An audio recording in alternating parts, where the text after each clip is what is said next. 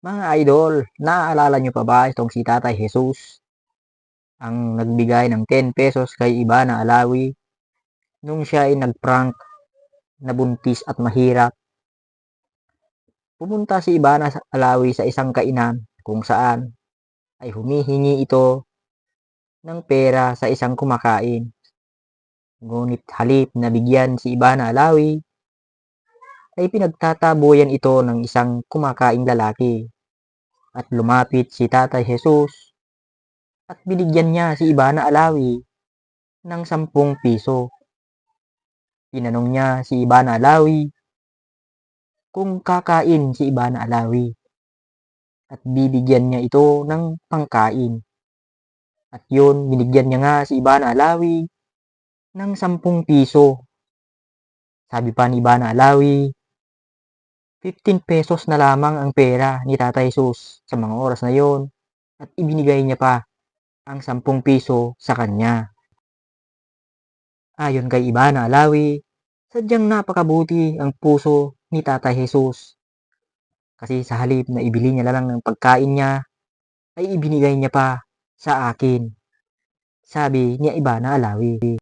Naantig ang puso ni Ivana Alawi at sinabi niya na gusto niyang tulungan si Tatay Jesus.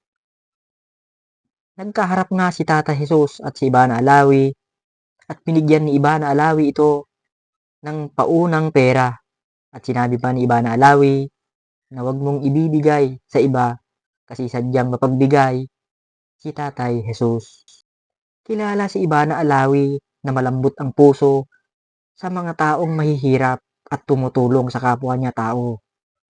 Kilala si Ivana Alawi sa kanyang YouTube channel bilang nagpapanggap na mahirap o nagpraprank ito. Umani ng iba't ibang reaksyon ang ginawa ni Ivana Alawi sa pagtulong niya kay Tatay Jesus. May nagkomento na natuwar ito at meron din nagkomento na hindi daw deserve ni Tatay Jesus ang ginawa ni Ivana Alawi.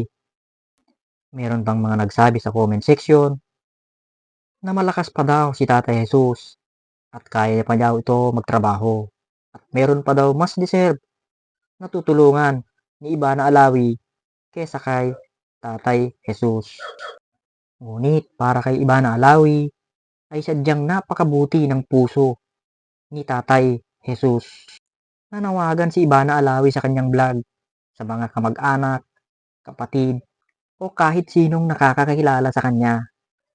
Napag-alaman ni Ivana Alawi na si Tatay Jesus ay tubong albay dahil sa vlog na yon ni Ivana Alawi ay nakausap ni Ivana Alawi ang mga kapatid ni Tatay Jesus. Ayon pa sa mga kapatid ni Tatay Jesus, si Tatay Jesus daw ay nakatungtong ng college at sadyang matulungin talaga si Tatay Jesus. Ayon pa sa mga kapatid, si Tatay Jesus daw ay sadyang napakabuti at napakalambot ng puso. Dahil sa vlog ni Ivana Alawi ay natunton ni Tatay Jesus ang kanyang mga kapatid. Mahigpit na yakap ang sinalubong ni Tatay Jesus.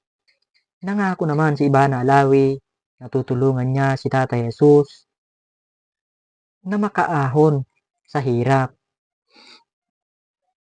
Nagbigay nga si Ivana Alawi ng paunang pera kay Tatay Jesus na 20,000 pesos. At bumili rin si Ivana Alawi ng pagpapatayuan ng bahay ni Tatay Jesus. Ang binili ni Ivana Alawi na lupa ay nagkakahalaga ng 500,000 pesos.